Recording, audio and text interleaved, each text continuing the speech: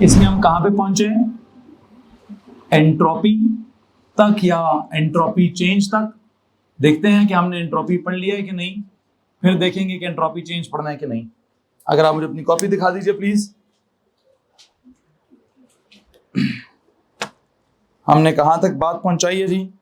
हमने छुट्टियों से पहले एंट्रोपी की डेफिनेशन लिख ली थी, और कल जब हमने एंट्रोपी का टेबल बनाया है और एंट्रोपी की वैल्यूज लिखी हैं, तो उन वैल्यूज को देखकर आई थिंक मैंने बहुत सारे डिफरेंट किस्म के नोट्स डेवलप किए हैं, जिन वैल्यूज से शायद हमें एंट्रोपी के मतलब का ज़्यादा अंदाज़ा हुआ होगा। कि अल्टीमेटली जो हमने सबसे इंपॉर्टेंट मतलब डेवलप किया वो ये था कि सॉलिड्स की एंट्रोपी सबसे कम होती है और गैसेस की एंट्रोपी सबसे ज़्यादा होती है। ठीक है जी। सो इसके आई थिंक ये वाला जनरल नोट हमारी कॉपी में नहीं लिखा हुआ है। मैं कॉपी के पेज के हेडर के ऊपर, जिस भी पेज पर अभी आप मौजूद हैं, उस पेज के हेडर के ऊपर एक जनरल नोट लिखवाना चाहता हूं। एक जनरल नोट लिखें जी। एंट्रोपी ऑफ मतलब उसको देखकर, किस किस को देखकर? अगर आप आइस देखें, वाटर देखें और स्टीम देखें, तो आइस में सॉलिड है तो एंट्रोपी कम है, वाटर लिक्विड है एंट्रोपी ज्यादा है, और क्या बोलते हैं स्टीम जो है वो गैस है तो उसकी एंट्रोपी सबसे ज्यादा है। तो आई थिंक अगर आप उसको जनरल नोट बनाना चाहते हैं तो पेज के हेडर लिख दीजिए। क्या लिखवाना चाहता हूं वैसे मैं? एंट्रोपी ऑफ सॉलिड्स, लिक्विड्स और गैसेस। सॉलिड्स की है लेस देन लिक्विड्स, लिक्विड्स की है लेस देन गैसेस। या अगर उल्टा पढ़ेंगे तो entropy of gases is more than liquids, liquids is more than solids. क्यों? उसकी वजह आपको मालूम है कि गैसेस के अंदर क्या होता है? डिसऑर्डर होता है। जितना ज्यादा उनके अंदर डिसऑर्डर होता है उतना ज्यादा उनकी एंट्रोपी होती है। बिल्कुल ठीक हो गया जी।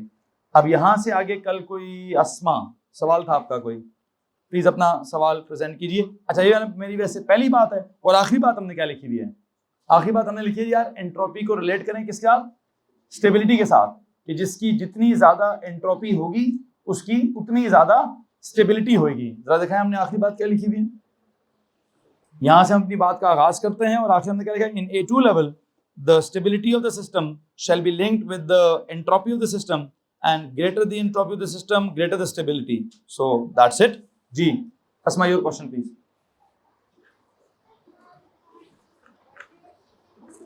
यस एग्जैक्टली, उनका सवाल ये था कि सर आपकी कहानी से ये लगता है कि आप कह रहे हैं कि जिसकी एंट्रोपी ज्यादा होगी वो ज्यादा स्टेबल होगा। इसका मतलब जिसमें जितना ज्यादा डिसऑर्डर होगा वो उतना ज्यादा स्टेबल होगा। तो जी जनाब, मैं बिल्कुल यही कहना चाहता हूं, और मैं बल्कि ये कहना चाहता हूं कि दुनिया जहान में जितनी भी चीजें हैं वो सब की सब चीजें अपनी एंट्रोपी को ज्यादा से ज्यादा करना चाहती हैं।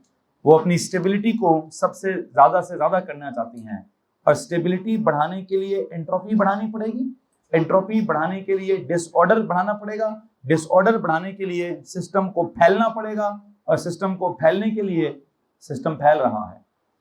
सिस्टम कैसे फैल रहा है? यू नो जो फिजिक्स में आप एक पढ़ते हैं, द यूनिवर्स इज एक्सपैंडिंग, एक तो वो वाला सिस्टम फैल रहा है। मैं वैसे फिजिक्स की एग्जांपल नहीं देना चाहता, ठीक है, बल्कि जितनी भी एग्जांपल हैं तो सारी फिजिक्स की हैं कि अल्टीमेटली सिस्टम फैलते फैलते क्या कर जाता है। जैसे सूरज की मिसाल लेते हैं, सूरज में से क्या हो रहा है? रेडिएशंस या फोटॉन्स या पार्टिकल्स क्या हो रहे हैं? वो एमिट हो रहे हैं। क्यों एमिट हो रहे हैं? वो स्टेबल होना चाहता है। वो अपने अंदर से क्या कर रहा है? वो अपने अंदर से अपने सिस्टम को जितना ज्यादा डिसऑर्डर कर सकता है वो उतना डिसऑर्डर कर रहा है। अगर आप किसी स्टार की मौत का वाकया कोट करेंगे तो जब उसका वो सुपरनोवा होता है जिसमें वो स्टार पूरा एक्सप्लोड कर जाता है, तब क्या होता है? तब उसमें पार्टिकल्स बिल्कुल फटकर टूटकर एक दूसरे से परे परे हो जाते हैं। और मैंने आपको कल वो कह दिया था कि आपके सवाल के जवाब में मुझे कयामत याद आ गई है। तो कयामत का जो फिनोमेना है वो इनएविटेबल है, ठीक है जी, वो होना ही होना है। ठीक है, अल्लाह ताला ने जो कुरान में कहा है कि कयामत आएगी आएगी, और अगर हम उसका कयामत की आयतें कुछ पढ़ें तो जिनमें लिखा हुआ है कि पहाड़ जो है वो धुनकी हुई रुई की तरह हो जाएंगे। इट मीन जब आप रुई को क्या करते हैं, स्ट्राइक करते हैं, मारते हैं, तो रुई जो है ना वो यूं करके फट जाती है और फैलने लगती है। ठीक है, तो अल्लाह ताला कहता है क़यामत वाले दिन हर चीज फट जाएगी, आसमान फट जाएगा, जमीन फट जाएगी, पहाड़ फट जाएंगे, और हर चीज क्या हो जाएगी, द मोस्ट डिसऑर्डर्ड फिनोमेना में चली जाएगी। और जो the most disordered phenomena of the universe है, that phenomena is described as क़यामत इन कुरान के लफ्जों में उसको क़यामत कहते हैं। जब हर चीज को क्या कर दिया जाएगा, फना कर दिया जाएगा। हाँ, फिर अल्लाह क्या कहता है, अल्लाह जब सब कुछ फट जाएगा, सब कुछ तबाह बर्बाद हो जाएगा, सब कुछ फिर मैं पहले खत्म कर दूंगा, फिर मैं दोबारा क्रिएट करूंगा। तो वहां से आगे की फिजिक्स क्या है वो थोड़ी मुझे समझ से बाहर है, वो फिजिक्स कैसी होगी, लेकिन वहां तक पहुंचने वाली समझ तक साइंसदान पहुंच चुका है कि ये जमीन और आसमान और कायनात और पूरा निजाम कहां पहुंचेगा, अपने द मोस्ट डिसऑर्डर्ड जगह पर पहुंचेगा। और उसका द मोस्ट डिसऑर्डर्ड फिनोमेना क्या है, वो सॉलिड तो नहीं है, वो लिक्विड भी नहीं है, वो गैस भी नहीं है, वो गैस की भी आगे की सिचुएशन है, प्लाज्मा उसको कहते हैं, ठीक है। और प्लाज्मा से भी आगे की सिचुएशन है जब हर चीज एक दूसरे से जुदा कर दी जाएगी, ठीक है, हर एटम्स एक दूसरे से जुदा कर दिए जाएंगे। बहरहाल मैं इससे ज्यादा मजीद बात नहीं करना चाहता। और इनफैक्ट अगर आप जमीन की पैदाइश की बात भी करेंगे, यूनिवर्स की पैदाइश की बात भी करेंगे, जब वो बिग बैंग थ्योरी की अगर आप बात करेंगे कि जिसमें every energy and matter they say it was concentrated at one singular point and that point what it exploded. उसने अपने आप को स्टेबल करने के लिए अपनी एनर्जी को, अपने मैटर को फैलाना स्टार्ट कर दिया, फैल रहा है, फैल रहा है, फैल रहा है, फैल रहा है, यूनिवर्स एक्सपैंड कर रही है। और कब तक करती रहेगी, जब तक पूरा निज़ाम अपने एंट्रोपी के मैक्सिमम वैल्यू पे नहीं चला जाता। क्यों? बिकॉज उसको लगता है, क्योंकि उसको बताया गया है, उसको पैदा करते वक्त बताया गया है तुम्हारी अल्टीमेट स्टेबिलिटी क्या है। जिस चीज को अल्लाह कहता है मैंने जिस भी चीज को पैदा किया है उसको पैदा किया ही एक फलसफे पर। किस फलसफे पर पैदा किया है? मौत के फलसफे पर पैदा किया है। वो किसको है? कुल्लु नफ्सिन ज़ाइक़तुल मौत। उसमें वो नफ्स जो है वो इंसान को नहीं कहा गया, ठीक है, वो हर चीज, वो नफ्सिन हर चीज को, कुल्लु नफ्सिन। अल्लाह के लफ्ज भी कितने मजे के हैं। सिर्फ ये नहीं कहा कि तुम्हारे नफ्स जो है उनको मौत, अल्लाह ने कहा कुल्लु नफ्सिन ज़ाइक़। कुल मतलब हर चीज, जो मर्जी नफ्स है, जो मर्जी चीज, हर चीज ने मौत का जायका चखना है। अब वो हर चीज में मैं हूं कि आप हैं, इंसान है कि जानवर हैं, लिविंग है कि नॉन लिविंग है, एटम्स हैं कि आयंस हैं कि मॉलिक्यूल्स हैं कि जो भी, आसमान है कि सितारे हैं कि जमीन है, हर चीज ने क्या करना है? हर चीज ने मौत का जायका चखना ही चखना है। क्यों? अल्लाह ने पैदा ही इस बुनियाद पर किया उसको कि तुम्हें पैदा कर रहा हूं, तुम्हारी स्टेबिलिटी कब है? तो जो पहली स्टेबिलिटी उसको समझाई है, तू मरेगा तो तू स्टेबल होगा, ठीक है। तो हर बंदा अपनी मौत तक जा रहा है, ठीक है। तो हाँ, उसके बाद अल्लाह ताला एक नया निज़ाम करेंगे, ठीक है। वो नया निज़ाम कैसे होगा? हम अभी यहाँ पैदा हुए हैं, बायोलॉजिकल प्रोसेस के थ्रू पैदा हुए हैं, ठीक है। और हमारी मौत जो है वो एक किसी न किसी इन्फेक्शन, किसी डिजीज या कोई भी नेचुरल, उसके बायोलॉजी वाले पढ़ते हैं कि मौत की वजह क्या होती है, ठीक है। वो इंसान की मौत की वजह क्या होती है, तो सितारे की मौत की वजह क्या होती है, वो फिजिक्स वाले पढ़ लेंगे, ठीक है। और हर सिस्टम की मौत की वजह क्या होगी, वो मलका पुल का हम पढ़ रहे हैं। उसके बाद की फिजिक्स अल्लाह ने नहीं समझाई। अल्लाह ने सिर्फ इतना समझाया है, जो पहली दफा पैदा करने पे कुदरत रखता है वो दूसरी दफा पैदा करने पे भी कुदरत रखता है। ये सबसे बड़ा गिला है एथियस्ट का या काफिरों का। रसूल से सबसे बड़ा गिला काफिरों ने क्या किया? ऐ नबी, तू कहता हम दोबारा उठाए जाएंगे, ये दोबारा कैसे उठाए जाएंगे? हम तो मर जाएंगे, हड्डियां शड्डियां गल जाएंगी, गल सड़ जाएंगे, खत्म, मिट्टी मिट्टी हो जाएंगे। तू कहता दोबारा क़यामत आएगी, फिर हमें उठाया जाएगा, फिर हमारा हिसाब किताब होगा। ये कब होगा? तो वो कहते थे ये कब होगा, कैसे होगा? तो अल्लाह ने उनका जवाब ये दिया कि तुम पहली दफा पैदा किया, कहां से पैदा किया? तुम मरे हुए थे, तुम तो एग्जिस्ट ही नहीं करते थे, मैंने तुम्हें पैदा कर दिया। हाँ, जब मैं तुम्हें मार दूंगा तो तुम्हें क्या लगता है दोबारा पैदा करना तुम्हारे लिए मुश्किल होगा? मेरे लिए तो कोई मुश्किल नहीं। जिसने पहली दफा पैदा कर लिया है वो दूसरी भी पैदा कर लेगा, ठीक है। तो इसमें उन लोगों का जो एक गिला है कि जी हम कैसे पैदा किए जाएंगे, वैसे इस सवाल का जवाब भी कुरान की एक आयत में मौजूद है। इब्राहीम अलैहिस्सलाम ने अल्लाह से सवाल पूछा, ऐ अल्लाह मुझे बताइए आप दोबारा मुर्दों को, मतलब वो इतना ऑफेंसिव सवाल नहीं था, वो जस्ट फॉर द नॉलेज था। काफिरों ने तो ऑफेंसिव सवाल पूछा कि यार दोबारा पैदा कैसे करेंगे हम, ठीक है। इब्राहीम ने जब अल्लाह से सवाल पूछा तो इब्राहीम तो अल्लाह ताला के दोस्तों में से शुमार होते हैं, उनको खलीलुल्लाह का दर्जा दिया जाता है। तो वो बड़ा हम्बल और बड़े पोलाइट और बड़ी रिस्पेक्ट और अंडरस्टैंडिंग के लिए पूछा उन्होंने कि अल्लाह क्या मैं ये जान सकता हूँ कि तू दोबारा कैसे इंसानों को पैदा करेगा? तो अल्लाह ने उनको कहा, ए इब्राहीम 4 परिंदे इकट्ठे करो, ठीक है। 4 परिंदों को आपस में मानूस कर लो, उनके साथ खेलो कूदो, उनके साथ मतलब उनके साथ ना थोड़ा एक बॉन्डिंग डेवलप कर लो। जब उनसे तुम्हारी बॉन्डिंग डेवलप हो जाए ना, फिर एक काम करना, फिर एक परिंदे को छोड़ कर आना उस पहाड़ के ऊपर, दूसरे को छोड़ कर आना उस पहाड़ के ऊपर, मतलब अलग अलग, खुद से अलग कर देना, और सब दरमियान में आके खड़े होकर सिर्फ आवाज लगाना, वो चारों परिंदे तुम्हारे तक आ जाएंगे।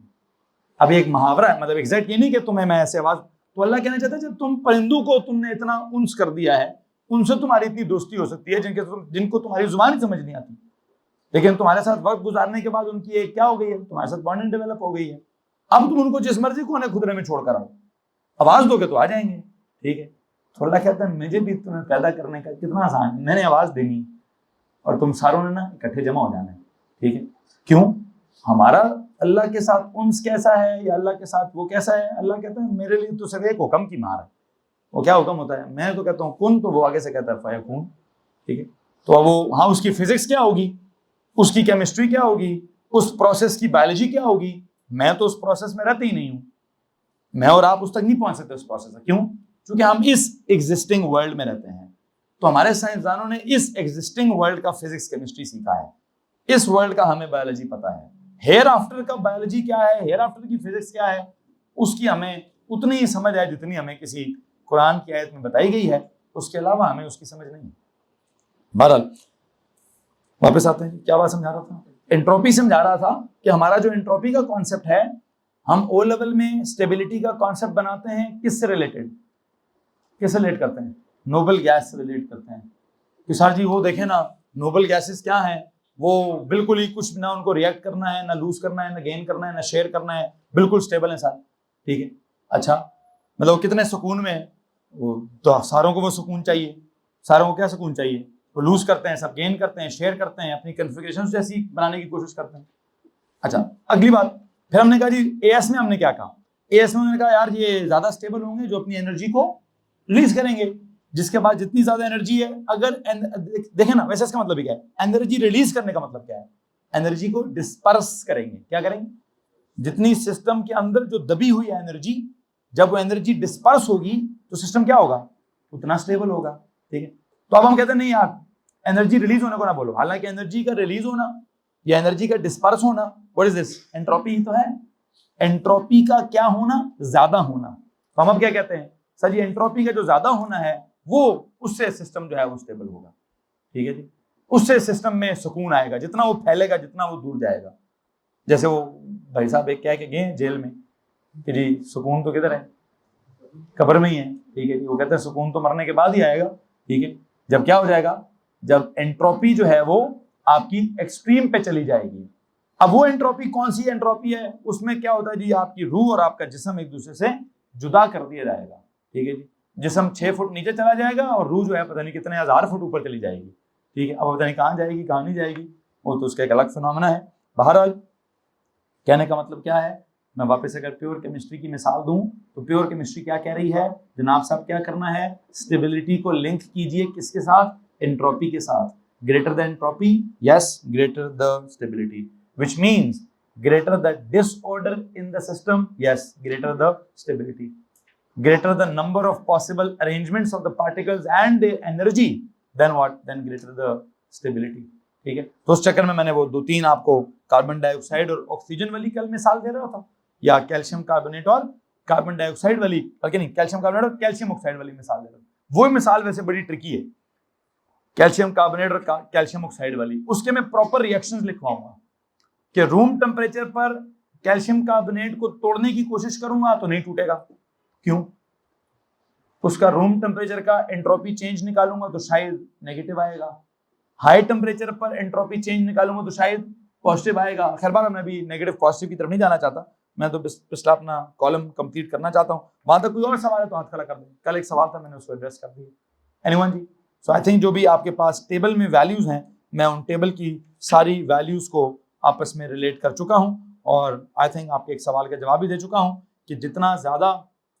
एंट्रोपी है उतना ज्यादा स्टेबिलिटी है, मतलब जितना ज्यादा डिसऑर्डर है उतनी ज्यादा एंट्रोपी है, उतनी ज्यादा स्टेबिलिटी है। यहां तक किसी को परेशानी है? यस, इसको एक काम करते हैं, एंड पे एक नोट लिखें दोबारा, ठीक है जी। आपने वैसे आखिरी जुमला लिखा हुआ क्या, ग्रेटर द, बेटा दिखाओ जरा कॉपी, आपका लास्ट सेंटेंस लिखो जी, greater the entropy of the system, greater the stability of the system. मैं इस जुमले को उनके सवाल के साथ रिलेट करता हूं। सबसे पहले लिखें greater the disorder, greater the disorderness of the particles, greater the disorder in the particles and their energy, greater the disorder in the particles and their energy in a system,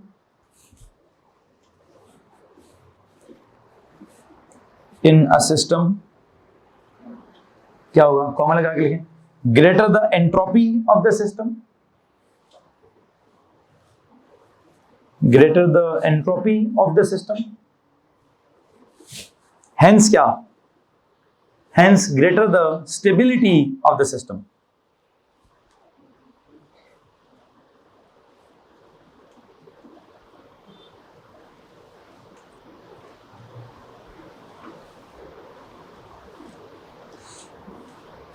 जी जनाब, यहां तक किसी को मसला है जी? अच्छा, अब आते हैं किस बात की तरफ, एंट्रोपी का कॉन्सेप्ट मैं यहां पे खत्म करना चाहता हूं। अब मैं जाना चाहता हूं एंट्रोपी चेंज के कॉन्सेप्ट की तरफ, लेकिन एक जुमला मैं भी इसी के साथ लिखवाऊंगा। क्या आपने कहा जी एंट्रोपी पॉजिटिव, मतलब एंट्रोपी ज्यादा होगी तो क्या होगा, सिस्टम स्टेबल होगा। अच्छा, अब अगर मैं कहूं जी मैंने कोई प्रोसेस की बात करनी है, क्या करना है, मैंने किसी फिजिकल प्रोसेस या किसी केमिकल प्रोसेस की बात करनी है, तो फिजिकल प्रोसेस या जो केमिकल प्रोसेस है वो स्टेबिलिटी की तरफ जा रहा है या लेस स्टेबिलिटी की तरफ जा रहा है या फिजिबिलिटी की तरफ जा रहा है या नॉन फिजिबिलिटी, ये कैसे पता चलेगा मुझे, कैसे पता चलेगा, ये उस प्रोसेस की एंट्रोपी चेंज से पता चलेगा। और उस प्रोसेस की एंट्रोपी चेंज अगर क्या हुई, अगर पॉजिटिव हुई, मतलब फाइनल वाला जवाब बड़ा हुआ, इनिशियल वाला जवाब छोटा हुआ, फाइनल एंट्रोपी बड़ी हुई, इनिशियल एंट्रोपी छोटी हुई, तो फाइनल माइनस इनिशियल करूंगा तो जवाब क्या आएगा। अगर पॉजिटिव जवाब आया तो क्या होगा, सिस्टम किस तरफ लीड कर रहा होगा, स्टेबिलिटी की तरफ लीड कर रहा होगा।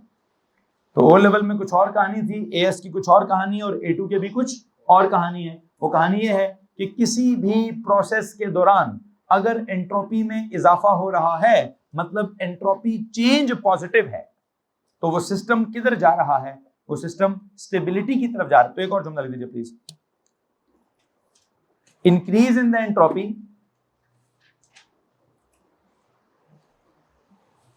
Increase in the entropy of a system, increase in the entropy of a system, increase in the entropy of a system during any change, increase in the entropy of a system during any change increases the stability of the system, increases the stability of the system। तो जो entropy की values हैं उनके साथ मैंने आखिरी जुमला क्या लिखवा दिया है, increase in the entropy of a system during what, during any change increases what, increases the stability, increases the stability of what, of a system, of the system। अच्छा, यहां पर अब मैं कुछ बातें अंडरलाइन करना चाहता हूं। ये जो लफ्ज है इंक्रीज इन द एंट्रोपी, फिर एक लफ्ज है ड्यूरिंग एनी चेंज, फिर एक लफ्ज है इंक्रीजेस द स्टेबिलिटी। मैं इन तीनों बातों के साथ एक एक वर्ड लिखवाना चाहता हूं, तो प्लीज गौर से सुनिए। इंक्रीज इन द एंट्रोपी का मतलब क्या है, मैं क्या निकालना चाहता हूं, चेंज इन द एंट्रोपी।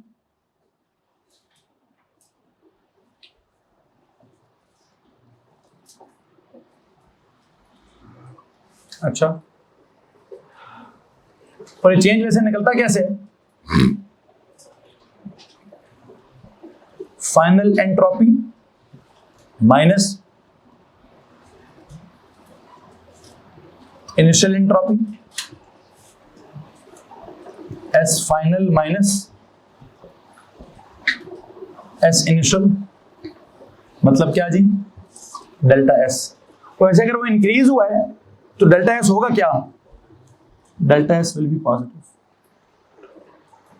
अच्छा, during any change, any change में मैं क्या बात करना चाहता हूं सर जी, वैसे तो केमिस्ट्री पढ़ा रहा हूं, तो केमिकल चेंज पढ़ाना चाहिए, लेकिन आई थिंक एनी चेंज लिख दिया मैंने। क्यों लिख दिया एनी चेंज? ताकि मैं आपको समझा सकूं कि सर वो केमिकल चेंज की बात भी हो सकती है और फिजिकल चेंज की बात भी मैं यहाँ कर सकता हूँ। ड्यूरिंग एनी चेंज मतलब any change can be physical change, like what? Physical change में स्पेसिफिकेशंस में क्या कहता है जी, क्या पढ़ाएं? फिजिकल चेंज पढ़ाएं जी ड्यूरिंग एनी, एक तो टेम्परेचर चेंज लिखा हुआ है और एक स्टेट चेंज लिखा हुआ है। क्या लिखा हुआ है जी? फिजिकल चेंजेस में से मैंने कौन कौन सी एग्जांपल पढ़ानी है? एनी चेंज में physical change, for example change of state, एक ये पढ़ाना है, एंड या और चेंज ऑफ टेम्परेचर, इसको हम देखेंगे। एंड दूसरी चीज मैंने क्या पढ़ानी है? Chemical change. आई होप आपको केमिकल चेंज तो पता ही है कि मैं केमिकल चेंज जो है वो किस चीज को कहता हूं। आई थिंक केमिकल चेंज मैं कहूंगा किसी ना किसी केमिकल रिएक्शन को। तो मैं एग्जांपल्स आपको 3 कराऊंगा जी। स्टेट चेंज के दौरान एंट्रोपी चेंज मैंने मेजर करना है या कैलकुलेट करना है। टेम्परेचर चेंज के दौरान मैंने एंट्रोपी चेंज मेजर करना है या कैलकुलेट करना है। और किसी भी केमिकल रिएक्शन के दौरान एंट्रोपी चेंज मैंने मेजर करना है या कैलकुलेट करना है। और मैंने कहा जी इससे होगा क्या? अगर वो वाला जब अगर इनमें से किसी भी चेंज के दौरान फिजिकल या chemical, temperature change, state change या रिएक्शन चेंज, मतलब इसके दौरान अगर आपका जो एंट्रोपी चेंज है वो पॉजिटिव है, तो you know what, it increases the stability. अच्छा, what is mean increases the stability? It means ये चेंज कैसा होगा? आप ओ लेवल में तो कहते थे डेल्टा एच पॉजिटिव है तो एंडो होगा, डेल्टा एच नेगेटिव है तो एक्सो होगा। पता मैं यहाँ क्या कहूंगा? यहाँ मैंने कहना जी या तो रिएक्शन फिजिबल होगा या रिएक्शन जो है वो नॉट फिजिबल होगा। अगर वो इंक्रीजेस द स्टेबिलिटी है तो I think I should call it क्या? Feasible reaction.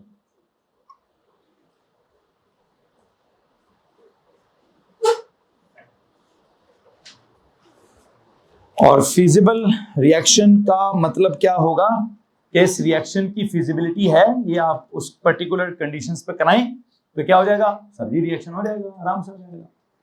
किसी को मसला है इस बात से भाई? एनीवन? सो यू नो मैंने जो आपको जुमला लिखवाया है कि अगर इंक्रीज होती है in the entropy of the system during any change, it will increase the stability of the system. It means किसी भी फिजिकल चेंज लाइक दिस और दिस और दिस के दौरान अगर आप ये करते हैं final entropy minus initial entropy, मतलब डेल्टा एस निकालते हैं और वो इंक्रीज आता है, मतलब वो पॉजिटिव आता है, तो क्या होगा? तो वो सिस्टम या वो रिएक्शन या वो चेंज कैसी होगी? वो फिजिबल होगी। किसी मसला इस बात से? फिजिबल का मतलब क्या है? It will take place, it will like to take place, it will tend to take place under those conditions. ठीक है, उनको आपको शायद हीट वीट देने की जरूरत ना पड़े, वो उनको आपको कोई, हाँ बस क्या पता स्टार्ट करने के लिए कोई आपको उनको एक्टिवेशन देनी पड़ सकती है, अदरवाइज वो फिजिबल रिएक्शन है वो हो जाएगा। वो किसी भी लम्हे का इंतजार कर रहा है, किसी भी लम्हे पर उस रिएक्शन ने क्या होना है? सर्दी हो जाना है। किसी मसला इस बात से? अच्छा, अब स्पेसिफिकेशंस क्या कहती हैं? स्पेसिफिकेशंस का पहला जुमला सुन लीजिए, कहता है डिफाइन द एंट्रोपी, वो हम कर चुके हैं। फिर कहता है, पहले कहता है predict and explain the sign of the entropy changes. क्या प्रेडिक्ट करें? Predict and explain the sign of the entropy change. Calculate कहता है बाद में करें, कैलकुलेट एंट्रोपी चेंज वो बात की बात है। पहले क्या करना है? पहले करना है predict what? Predict the sign of entropy change that occurs during a change of state, melting या बॉइलिंग या डिसॉल्विंग या व्हाटएवर। फिर ड्यूरिंग अ टेम्परेचर चेंज, उसको प्रेडिक्ट करना है। फिर इवन ड्यूरिंग अ रिएक्शन भी प्रेडिक्ट करें। कैलकुलेट तो बाद में करेंगे, पहले क्या करें? पहले प्रेडिक्ट करना सीखें। और प्रेडिक्ट करना शायद मैं आपको सिखा चुका हूं। कैसे सिखा चुका हूं? मैं एक टेबल की सारी वैल्यूज बता चुका हूं आपको। मैं आपको सॉलिड का क्या होता है, लिक्विड का क्या होता है, गैस का क्या होता है, सब बता चुका हूं। तो अब अगर मैं कहूं जी मेल्टिंग में क्या होता है, क्या होता है मेल्टिंग में? सॉलिड लिक्विड में कन्वर्ट होता है।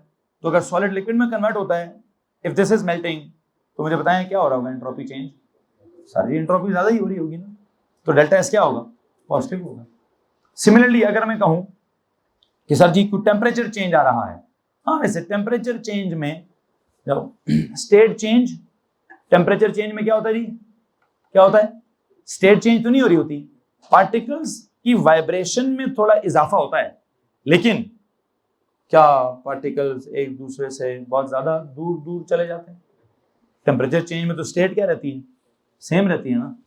तो आई डोंट थिंक कि टेम्परेचर चेंज के दौरान बहुत ज्यादा एंट्रोपी में फर्क आता होगा। आज मुझे लगता है मुझे इसको एक्सप्लेन करना चाहिए, और इसको एक्सप्लेन करने के लिए मैं आपको पहले प्रॉपर एक कोई ना कोई ये टेम्परेचर और स्टेट चेंज वाली ऑर्डिनरी लेवल की कहानी रिवाइज कराऊंगा, और फिर उसके बाद मैं उसका पूरा ग्राफ बनवाऊंगा, और ग्राफ बनवा के मैं आपको फाइनल रिजल्ट दे देता हूँ जी। उसी तरह कुछ ना कुछ, नॉट एनर्जी प्रोफाइल डायग्राम, मैं बस स्टेट चेंज का टेम्परेचर और क्या बोलते हैं टाइम वाला ग्राफ ड्रॉ करना चाहता हूँ।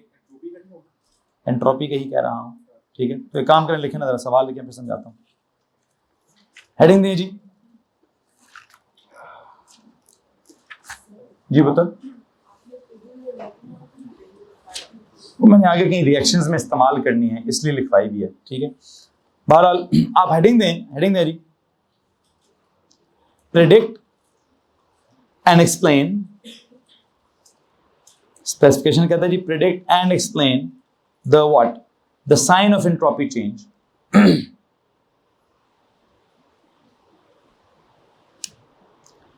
हमारा अगला टॉपिक है जी, predict and explain the sign of entropy change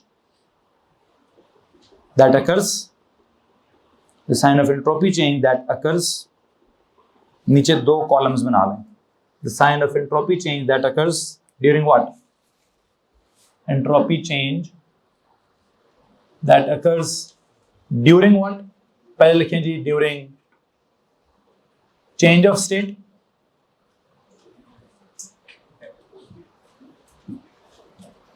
ये अलग टॉपिक है। फिर लिखेंगे ड्यूरिंग चेंज ऑफ टेम्परेचर,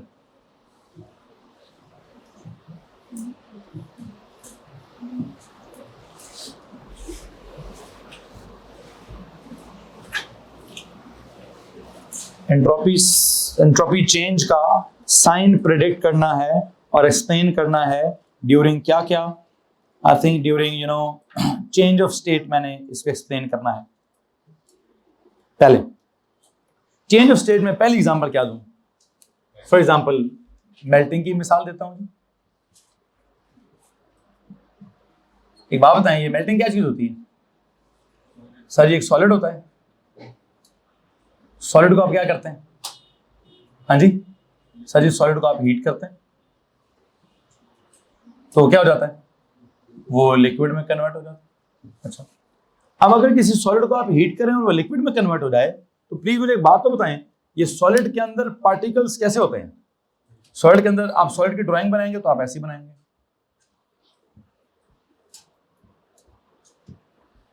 जिसमें आप कहेंगे सर पार्टिकल्स कैसे हैं, पार्टिकल्स आर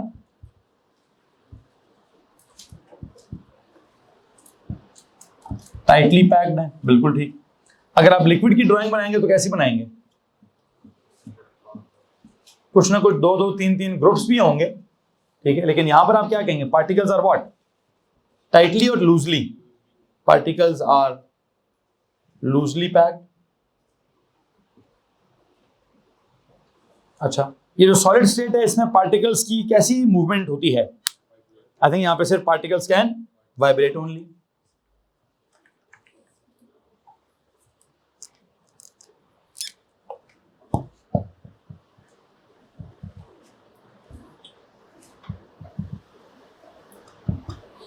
अच्छा, यहां पे क्या हो रहा है सर जी? यहां पे particles can translate. I hope you know what is my translate, मतलब एक जगह से दूसरी जगह भी जा सकते हैं, ट्रांसलेट भी कर सकते हैं, वाइब्रेट तो करेंगे ट्रांसलेट भी कर सकते हैं। Particles can vibrate and what, and translate.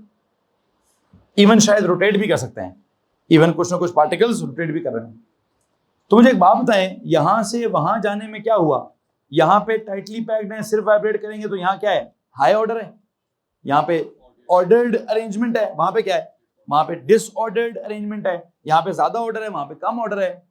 तो क्या करूं मैं, यहां पे एंट्रोपी कम है, वहां पे एंट्रोपी ज्यादा है। आई थिंक जब आप यहां से वहां जा रहे थे, सॉलिड को हीट किया, लिक्विड हो गया, सॉलिड्स को हीट करें तो वो क्या होगा, पार्टिकल्स बेसिकली क्या करेंगे, पार्टिकल्स उस एनर्जी को जो आप देंगे वो क्या करेंगे, एब्जॉर्ब दी एनर्जी।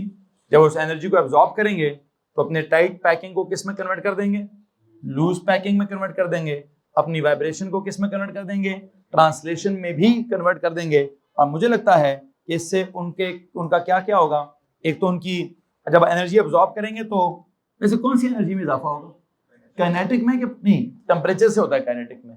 इससे क्या होता है, आई थिंक इससे उनकी ना एवरेज पोटेंशियल एनर्जी में क्या होता है, इजाफा होता है। और एवरेज पोटेंशियल एनर्जी के इजाफे का मतलब क्या है कि इनकी एवरेज सेपरेशन में क्या होता है, पार्टिकल्स एक दूसरे से थोड़ा दूर चले जाते हैं, एवरेज सेपरेशन में इजाफा होता है। या यूं समझिए कि उनके डिसऑर्डर में क्या होता है, डिसऑर्डर में, अगर डिसऑर्डर में इजाफा हो रहा है इसका मतलब क्या है सर जी, एंट्रोपी में क्या हो रहा है, एंट्रोपी में इजाफा हो रहा है। जब आप इसको हीट करते हैं, ठीक है, उसका टेम्परेचर बढ़ाने की कोशिश करते हैं, पार्टिकल्स एनर्जी को एब्जॉर्ब करेंगे। यहां मैं काइनेटिक एनर्जी का जिक्र नहीं करूंगा, क्यों, वो जिक्र मैंने टेम्परेचर में करना है कि जब आप टेम्परेचर बढ़ाते हैं तो क्या होता है, तो एवरेज काइनेटिक एनर्जी ज्यादा बढ़ती है, ठीक है। लेकिन यहां क्या हो रहा है, यहां मैंने कहा जी एवरेज पोटेंशियल एनर्जी ज्यादा बढ़ रही है, जिस वजह से पार्टिकल्स का एकदम से टूट जाते हैं, खुल जाते हैं, दूर दूर हो जाते हैं। तो क्या कहूं, एवरेज सेपरेशन में इजाफा हो रहा है, जिसका मतलब यह है कि डिसऑर्डर में इजाफा हो रहा है, जिसका मतलब यह है कि एंट्रोपी में इजाफा हो रहा है। और अगर एंट्रोपी में इजाफा हो रहा है तो क्या है, predict and explain the sign of entropy change. I believe in this situation the entropy change is positive.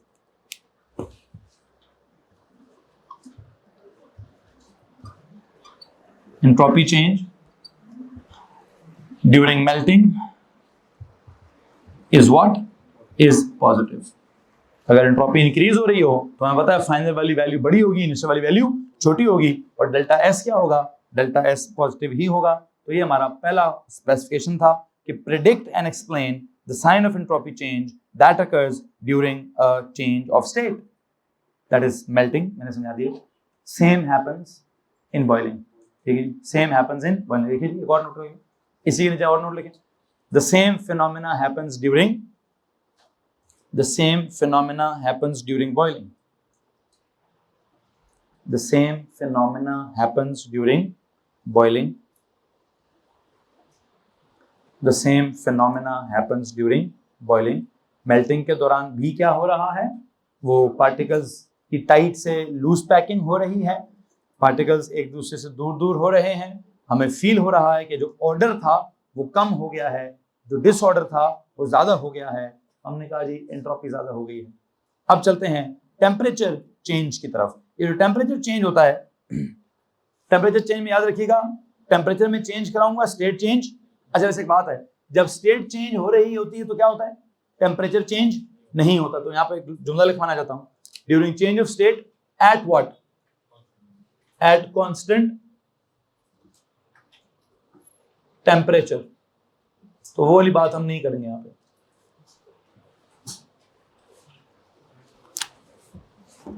जी जनाब, वो जो ड्यूरिंग चेंज ऑफ स्टेट था वो किधर था जी, प्लीज वहां पे नोट करिए, चेंज ऑफ स्टेट को अंडरलाइन करें, वहां अंडरलाइन करके छोटा सा क्लब्स लिख दें, क्या जनाब, eight what, at constant temperature. और यहां पे जब मैं ड्यूरिंग चेंज ऑफ टेम्परेचर की बात करूंगा तो यहां क्या मेंशन करना जरूरी है, eight what, at constant state.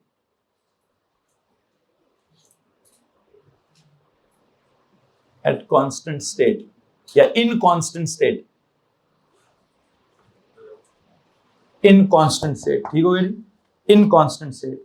अच्छा, कांस्टेंट स्टेट का मतलब क्या है, क्या अभी स्टेट चेंज नहीं करूंगा, सॉलिड है तो सॉलिड ही रखूंगा, ठीक है। तो अगर सॉलिड को सॉलिड ही रखूंगा तो उसका क्या मतलब होगा, टाइट पैकिंग को टाइट पैकिंग ही रखूंगा।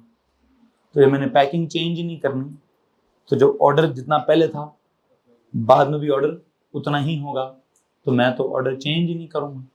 खैर देखते हैं, मैं ड्रॉ करके समझाता हूँ, ज्यादा अच्छे समझ आएगा। आई थिंक मैं क्या करूँ जी, इसकी एग्जांपल देता हूँ जी। कोई भी सॉलिड सब्सटेंस है, अगर आप उसको हीट करते हैं तो पहले वो लो टेम्परेचर पर होगा, फिर वो हाई टेम्परेचर पर होगा। ऐसा देखते हैं, फॉर एग्जाम्पल अगर मेरे पास कोई सॉलिड है,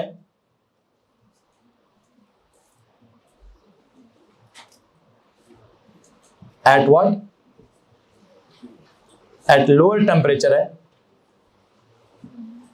उसको अगर आप हीट करते हैं तो क्या बन जाएगा, वही सॉलिड होगा। That solid at what, at higher temperature हो जाएगा, वही सॉलिड होगा, लेकिन क्या हो जाएगा जी, एट हायर टेम्परेचर आ जाएगा।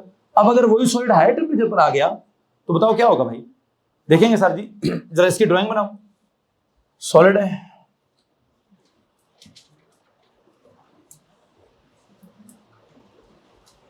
अभी भी क्या है, सॉलिड ही है सर, तो फिर फर्क क्या है सर जी, आपने हीट किया है, हीट करने के बाद पार्टिकल्स ने क्या एब्जॉर्ब किया, पार्टिकल्स उस एनर्जी को एब्जॉर्ब तो करते हैं, लेकिन उसको एब्जॉर्ब करके जब टेम्परेचर बढ़ाया जाता है तो हमने क्या पढ़ाया पिछले साल, क्या इंक्रीज होता है, एवरेज काइनेटिक एनर्जी इंक्रीज होती है। क्या होता है जी, हम कहते हैं सर जी क्या होगा, एवरेज काइनेटिक एनर्जी इंक्रीज होगी, मतलब एवरेज स्पीड या एवरेज मूवमेंट या एवरेज मोशन वो क्या होगी, पहले कौन सी मोशन है, पहले भी सिर्फ वाइब्रेट करते थे, अब क्या होगा, बाद में क्या होगा सर जी, बाद में भी सिर्फ वाइब्रेट होंगे। हाँ, सिर्फ फर्क इतना है कि पहले स्लो वाइब्रेशंस थी,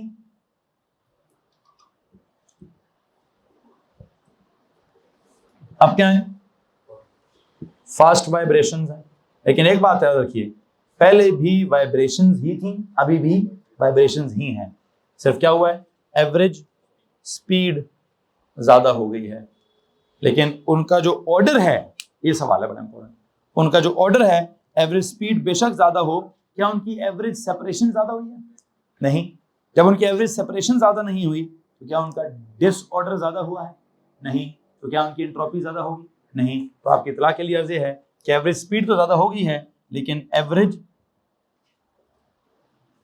सेपरेशन क्या होता है, डज नॉट चेंज।